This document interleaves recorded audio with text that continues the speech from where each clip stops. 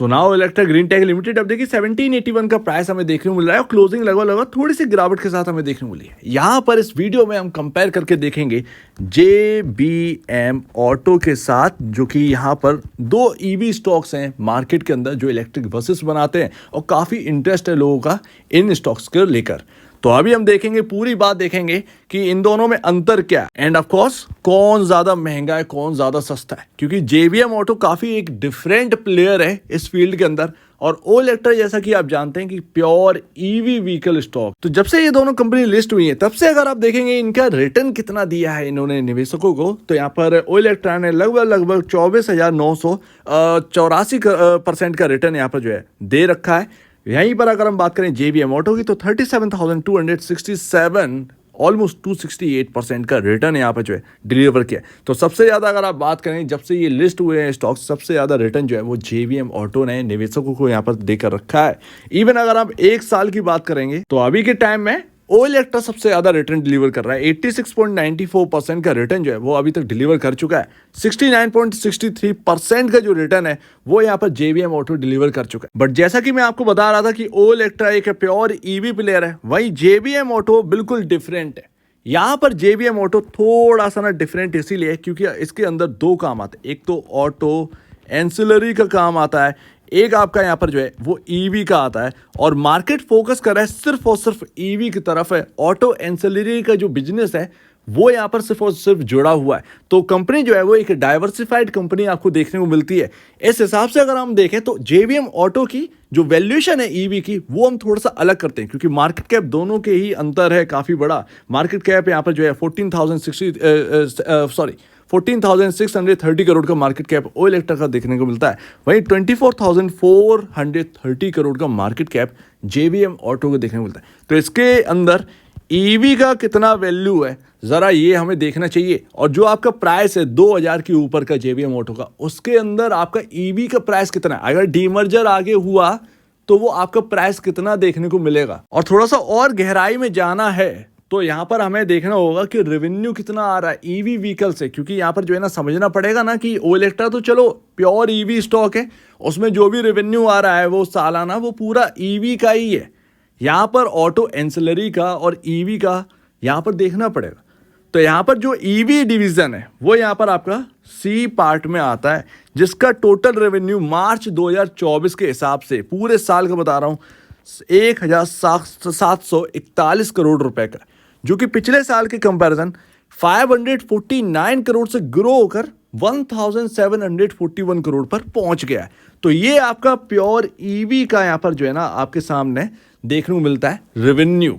और यहाँ पर वही अगर आप देखेंगे प्रॉफिट बिफोर टैक्स के हिसाब से तो आपको देखने को मिलेगा कि 163 करोड़ का यहाँ पर जो है प्रॉफिट है ईवी से, यानी कि कंपनी जो ईवी का जो बसेस है मैन्युफैक्चर करती है बेचती है वो अभी प्रॉफिटेबल बिजनेस है, ऐसा नहीं है कि कोई लॉस मेकिंग बिजनेस है। अब यहाँ पर जो auto ancillary, tool room division, ये सब यहाँ पर जोड़ जाड़ करना, ये सभी सेगमेंट को अगर हम जोड़ेंगे तो यहाँ पर अपने को जो टोटल रेवेन्यू देखने को मिलता है वो 5,009 करोड़ का देखने को मिलता है।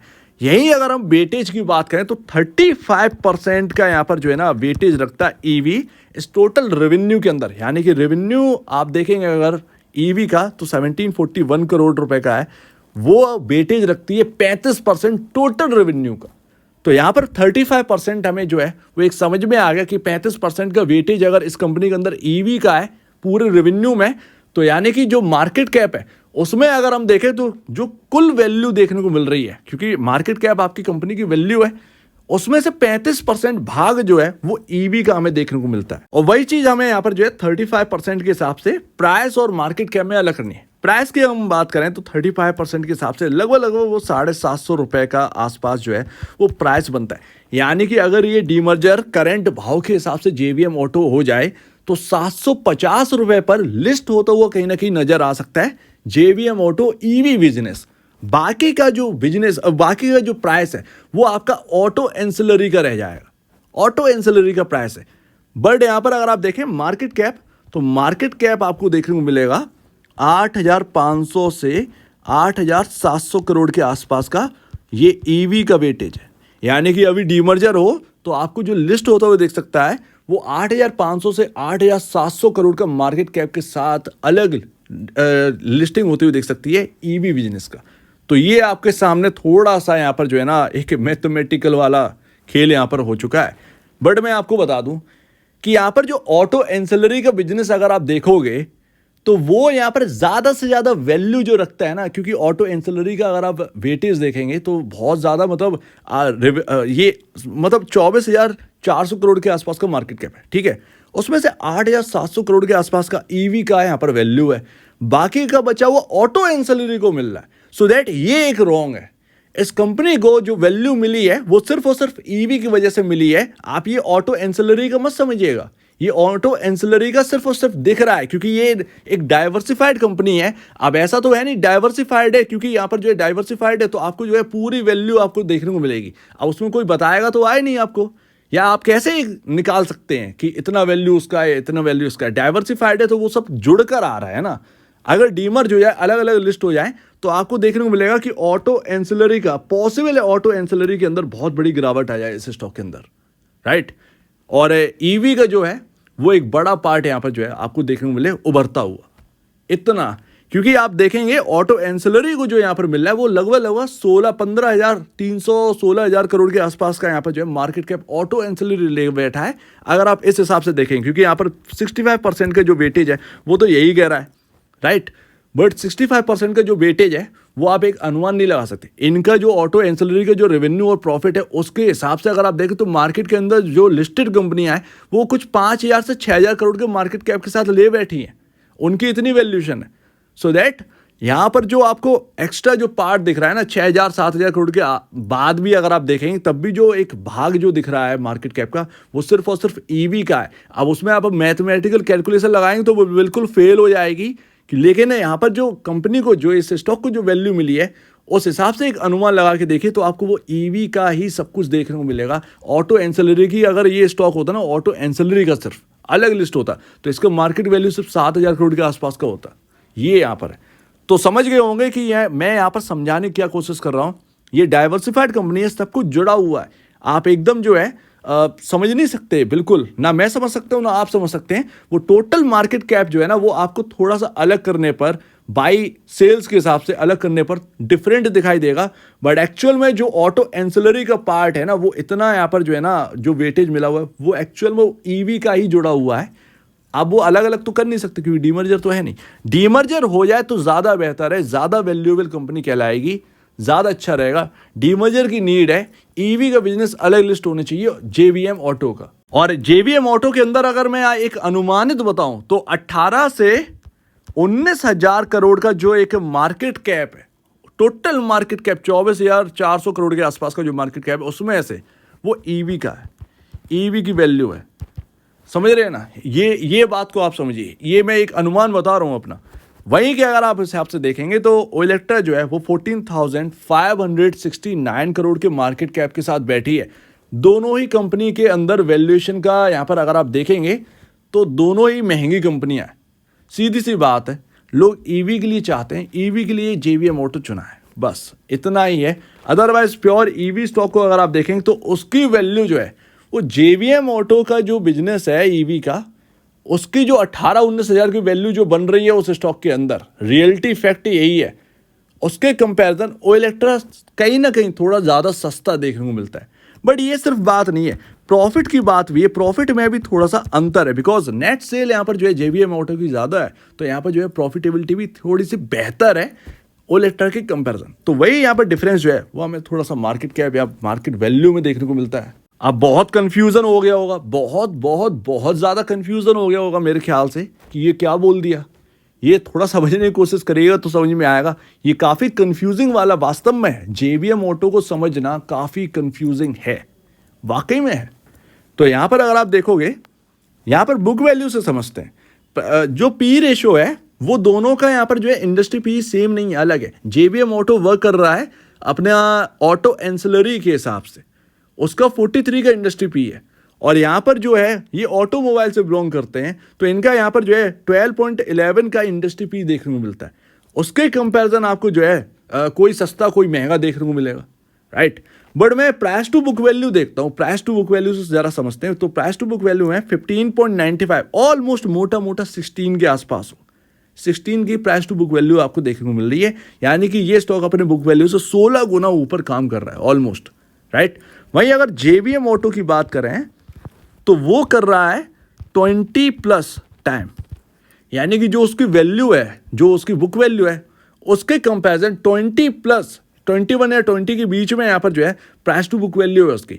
तो यहाँ पर ओइलेक्ट्रा और JVM ऑटो में अंतर है, उस अंतर को भी जस्टिफाई किया जा सकता है बिकॉज JVM ऑटो थोड़ा सा ज़्यादा ग्रो किया है, ज़्यादा सेल्स, ज़्यादा प्रॉफिटेबिलिटी है ओइलेक्ट्रा के कंपैरिजन। ओइलेक्ट्रा थोड़ा सा पीछे है, बट इतना बहुत बड़ा अंतर नहीं हो गया, बहुत बड़ा अंतर नहीं है, लेकिन हाँ अंतर है, तो थोड़ा सा तो इधर उधर तो होगा ही। और सीधी सी बात है, इसमें ऑटो एंसिलरी का पार्ट भी जुड़ा हुआ है, बट वो बहुत बड़ा पार्ट नहीं है, इस बात को भी आप समझिए। तो भैया अपनी अपनी चॉइसेस हैं, जिसे जो भी JVM ऑटो ले रखा है वो एक अच्छा स्टॉक ले रखा है, ठीक स्टॉक ले रखा है, और जो भी ओइलेक्ट्रा ले रखा है वो अपना एकदम बढ़िया स्टॉक ले रखा है। बट जिसे भी फर्क पड़ता है कि नहीं मेरे पोर्टफोलियो में सिर्फ और सिर्फ EV का स्टॉक होना चाहिए, मैं कोई ऑटो एंसिलरी का पार्ट मुझे उसमें जुड़ा हुआ नहीं चाहिए, तो फिर आप ओइलेक्ट्रा की तरफ जो है वो मुड़ सकते हैं, क्योंकि ओइलेक्ट्रा जो है वो अभी भी एक प्योर EV स्टॉक के तरीके से देखा जाता है, कोई भी इसके जैसा है नहीं। JVM ऑटो भी नहीं, JVM ऑटो जब डीमर्जर कर देंगे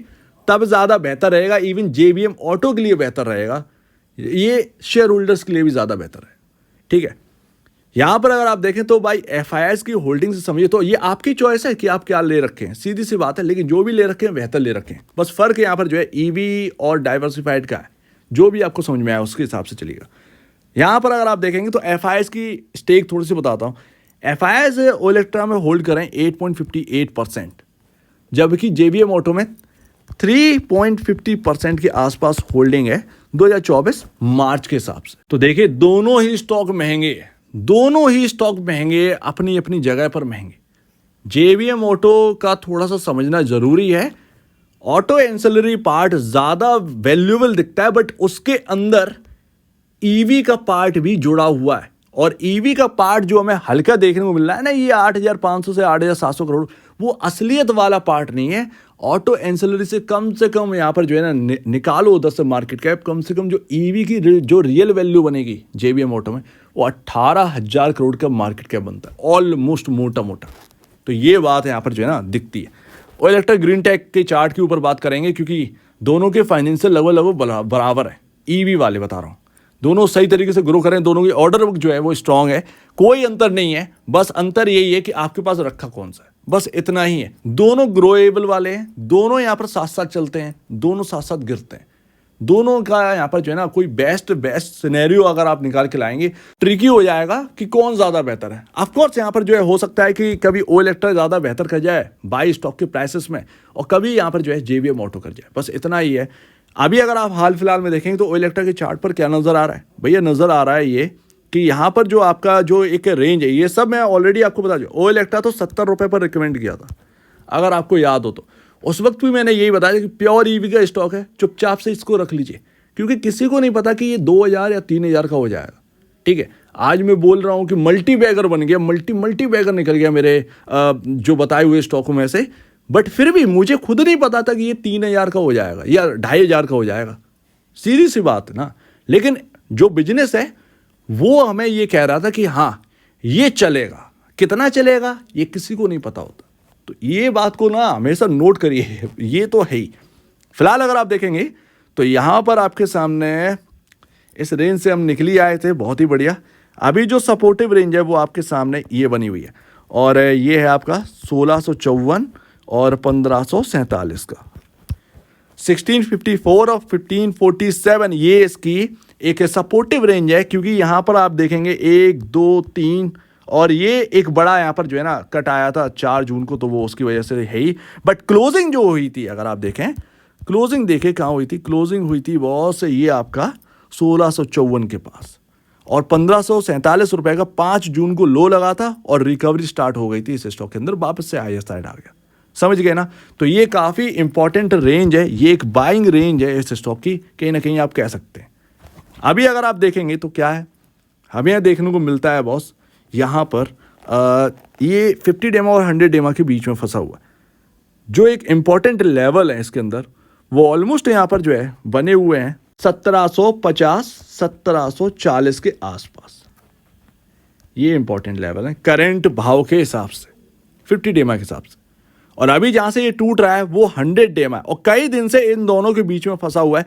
आज जो ओपनिंग थी, राइट, जो ओपनिंग थी वही 100 डेमा का है, जो भी ओपनिंग इसकी रही हो, लेकिन वो 100 डेमा से यहाँ पर जो है ना आज फिर से गिरावट आई है। तो जब तक ये टिका हुआ है 1550 1540 तब तक कोई दिक्कत की बात नहीं है, कहीं ना कहीं हायर साइड ये देख सकता है। एंड लास्ट जेबीएम ऑटो, जेबीएम ऑटो का चार्ट काफ़ी अच्छा, ये हमें समझ में आता है। ऑलमोस्ट यहाँ पर जो है 2000 पर एक अच्छा खासा सपोर्ट जो है, बेस बिल्डिंग जो है वो हमें देखने को मिल रही है। इसके बाद जो 100 डेमा और 50 डेमा है वो आपको देखने को मिलता है 1950 के इर्द गिर्द। तो ये 2000 से 1950, ये 50 रुपए की जो रेंज है वो काफ़ी सपोर्टिव रेंज है जेबीएम ऑटो के अंदर। जब तक ये टिकी हुई है तब तक कोई दिक्कत की बात नहीं है। जब ये रेंज टूटेगी 1950 1940 के लेवल टूट गए तो आप कह सकते हैं कि इसके नीचे जब क्लोजिंग मिलेगी तो वो थोड़ी सी यहाँ पर जो है ना पेनफुल होगी कहीं ना कहीं। तब तक कोई दिक्कत नहीं है जब तक 2000 से 1950 की जो एक 50 रुपए की रेंज है वो बनी हुई है चार्ट पर। सो उम्मीद है काफ़ी कुछ आपको समझ में आया होगा। आप कंपैरिजन कर सकते हैं, लेकिन इतना कंपैरिजन जो है ना वो आपका हेल्पफुल नहीं होगा जेबीएम ऑटो और इलेक्ट्रा में। दोनों साथ साथ चल रहे हैं, दोनों साथ साथ ग्रो कर रहे हैं। ऐसा नहीं है कि कोई बहुत ज़्यादा ग्रो कर गया और यहाँ पर जो है ना बहुत कम कोई ग्रो कर गया, ऐसा नहीं है। ऊंच नीच थोड़ा सा 19-20 का फर्क देखने को मिलेगा, बट वो फर्क आपको वैल्यू में भी देखने को मिलेगा, ठीक है ना। तो वो कहीं ना कहीं जो सब कुछ चल रहा है ना वो एक सही तरीके से चल रहा है इन दोनों की वैल्यूएशन। बट हाँ, दोनों ही स्टॉक बहुत ही ज़्यादा एक महंगी वैल्यूएशन पर ट्रेड कर रहे हैं बिकॉज ऑफ ईवी, बस यही है। अब स्टॉक प्राइसेस यहाँ से और बढ़ाओगे तो ये एक बबल जैसा बनेगा और वो बबल फॉर्मेशन किसी के लिए भी ठीक नहीं होगा, क्योंकि यहाँ पर अगर आप प्रॉफिटेबिलिटी देखेंगे तो प्रॉफिटेबिलिटी इतनी ज़्यादा ज़बरदस्त नहीं है। इस बात को भी ध्यान रखिएगा, हर चीज़ प्रॉफिट से ही आंका जाएगा, उसको आप इग्नोर नहीं कर सकते। सो उम्मीद है काफ़ी कुछ आपको समझ में आया होगा। एक बार यहाँ पर निवेश से पहले या बेचने से पहले यहाँ पर अपना जो है स्टडी कर लीजिए, या ब्रोकर है एडवाइस से जरूर सलाह लीजिएगा। खुद की स्टडी करिए, उससे बेहतर कुछ भी नहीं है। बहुत ही टफ कंपटीशन यहाँ पर है और कंपैरिजन करना काफ़ी टफ है इन दोनों कंपनियों का। तो आप क्या कहना है इसके ऊपर कमेंट सेक्शन में, और अब वीडियो देखने के लिए बहुत धन्यवाद दोस्तों।